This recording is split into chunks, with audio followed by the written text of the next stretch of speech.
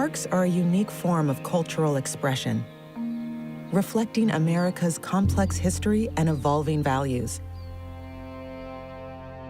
Motivated by the belief that time in nature dramatically improves health, Frederick Law Olmsted and other 19th century cultural leaders advocated for the creation of parks for the American people. As a result of these efforts, a movement was born, and many parks, urban, state, and national, were created throughout the country. But in the South, with its Jim Crow laws, emerging state parks were officially restricted to white-only access. While some parks were constructed specifically for Black visitors under the premise of separate but equal, they were dramatically inferior to the new state parks that welcomed white visitors. As we continue to celebrate state parks as integral to the American landscape, we are only now beginning to tell their full story.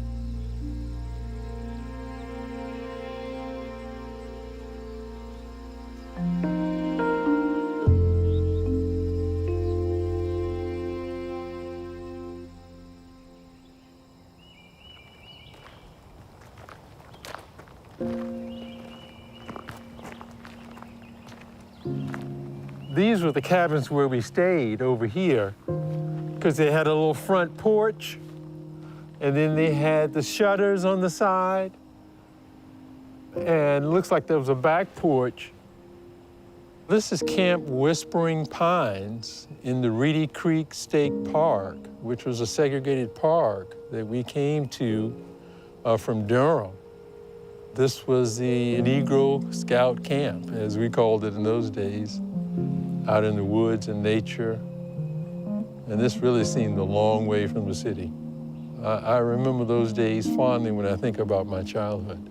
This is the first time I've been back since I was a scout in the early 60s.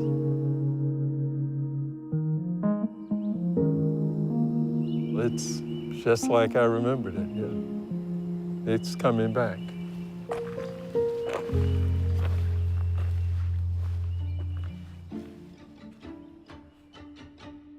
National parks are more widely celebrated in the American imagination as visible symbols of democracy. But state parks were also envisioned to fulfill ideals of equal access for all citizens. The national parks tended to be clustered out in the western parts of the United States, and they were fairly remote and inaccessible to most Americans. In the 1920s, a gentleman named Stephen Mather realized that there were lots and lots of parcels around the country that were scenic, but they weren't quite spectacular enough for national park status. So he began this movement towards building state parks. And he created this conference on state parks. In the words of conference organizers, the parks would provide health-giving playgrounds for each and every man, woman, and child. But throughout the South, every person did not include Black Americans who were excluded from nearly all of the new parks. Equality was never on the table in any sense in Southern life. Really, the point of Jim Crow was to demonstrate inequality and to display racial hierarchy for everyone to see. So when you think about the design of state parks, it codified this inequality into the landscape.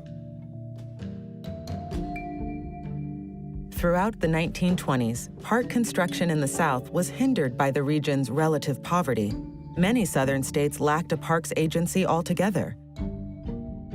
But when the New Deal was enacted in 1933, an influx of federal resources began to reduce these limitations. Here also additional cabins are being constructed with emergency conservation work funds and Civilian Conservation Corps labor. Over the next decade, the National Park Service directed state park planning, implementing their designs through the Civilian Conservation Corps and the Works Progress Administration. On the one hand, the National Park Service itself practiced a policy of non-discrimination. In a practical sense, though, they very much catered to the wishes of Southern officials who did not want facilities for Black Americans in their backyards and in their communities. Reedy Creek State Park, that was a very unusual situation. In fact, park spaces were so rare in the South that Black campers would have to travel for hundreds of miles in many cases to get access to any space. And the possibility of travel during that time was very dangerous. So many just didn't make those kinds of trips.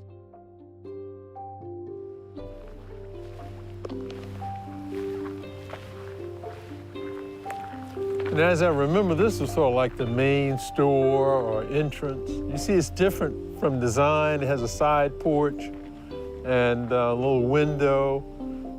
I think we entered and checked in right here.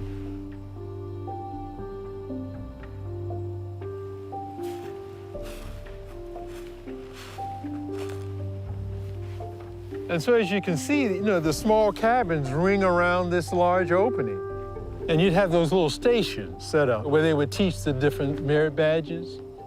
And you would go to those and rotate through the day and then come back here for lunch and then for dinner. You can look in on a cabin like this and say, this was something from the 1930s and we used it in the 50s and 60s and thought we were enjoying nature. But for me, what was happening that was important was what was happening inside. The friendships and the stories, that really transformed who I became as a person and coming to a camp like this, which was really what they were trying to achieve back in the New Deal in setting up these camps. But there were just a handful of Black camps throughout the state. So obviously there were communities who didn't have this opportunity. The most common expression of a Black American park in the South during this era was a small space for day use only with picnic tables, maybe a fishing pier, maybe a ball field, and nothing more. The idea of having overnight cabins was fairly rare, but even when there were overnight cabins, the inequality between Black spaces and white spaces was very evident. You can see this best expressed in Lake Murray State Park in Oklahoma. The inequality between the white and Black spaces is vast. In the white camping areas, you can see the New Deal architecture, that kind of rustic look with stone chimneys, log rafters, and detailed architecture. Whereas if you go further south to the other end of the park, at the south end of the lake, there was another youth camp set up for Black campers.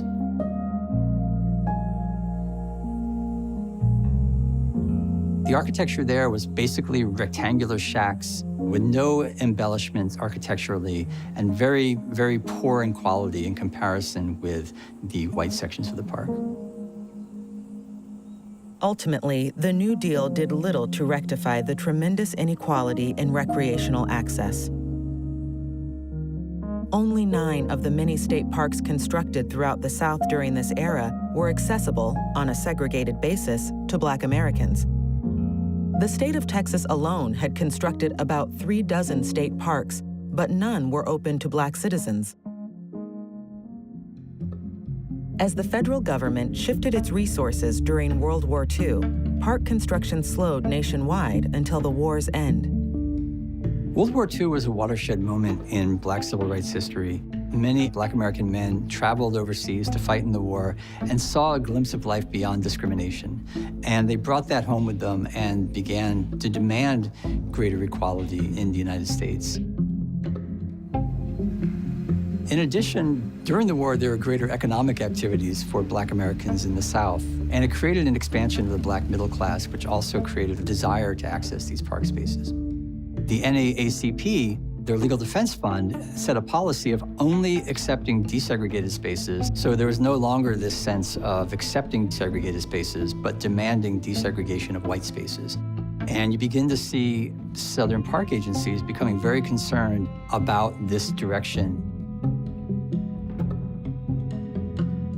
Alarmed by the prospect of integrated state parks, Southern agencies increased efforts to demonstrate that they were working to meet the separate but equal standard. Some of the early cases demanding desegregation were in South Carolina. There was an effort to desegregate Edisto State Park, and the South Carolina Park Agency basically closed the park for many years subsequent to that lawsuit being filed. By 1955, the Supreme Court finally weighed in on park segregation a year after they ruled on Brown versus Board of Education, and it affirmed that park segregation, like school segregation, was unconstitutional. The states along the northern edge of the South, they desegregated their parks pretty quickly after the Supreme Court ruling in 1955. Most of the states, however, maintained segregation for a decade after. In some cases, states joined what we call the massive resistance movement. The idea was that these states would never accept desegregation in their parks ever. Other states pointed to this notion that maybe there's going to be violence, and because of public safety, we need to be cautious and move slowly. Demands for desegregation increased as Black activists conducted wade-in protests, entering the ocean at white-only state park beaches.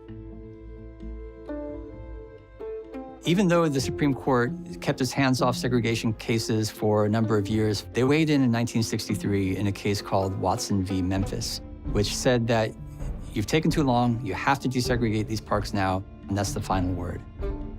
South Carolina saw that and decided they would just close their park system completely. And they did that for about a year. The desegregation process in parks never really completed fully because there was a de facto segregation that ensued after the fall of Jim Crow. These parks were first founded on a fully exclusionary basis. That set a pattern in motion that has existed for generations and generations. For most people, the Jim Crow foundations of Southern state park systems were forgotten in the years that followed. And there's no signage about it. There are no markers, and there's no interpretation. So you said you've been hiking here since 1996? We've been all over it in these 25 years. Never heard that there was any segregation here or anything. And these cabins were built during the New Deal? I bet I'm not the only one. I bet there are tons of people who have no idea I guarantee you there's the history of this park. Even though most of the landscapes retain traces of their segregated design, what remains of that past is all but invisible to contemporary visitors. This is something to take in after all these years. I remember we'd come right in here and run on the platform and then dive into the lake. Most remnants of segregated design are known only to those with local knowledge and memories of the era. Parks have been, for a long time, a marker of American identity. We see ourselves as a landscape nation with our vast spaces and our opportunities to explore them. But we often don't talk as much about the negative parts of that history. And I think dealing with these very fraught parts of history are very important to us as a nation moving forward. Today, there's a very exciting and very interesting movement among Black Americans to regain access to these outdoor spaces that have been closed off to them in the past. There are organizations that make great efforts to encourage more and more Black Americans to go out to these great outdoor spaces, so to speak. It's important because these parks were promised as a legacy to all Americans. State parks can transport us. Just out here, you feel a part of something bigger than yourself, and you can just enjoy being out in this setting. I think that's what parks can do. They not necessarily bring us together, but allow us to have a different sense of ourselves. That's just that's a gift.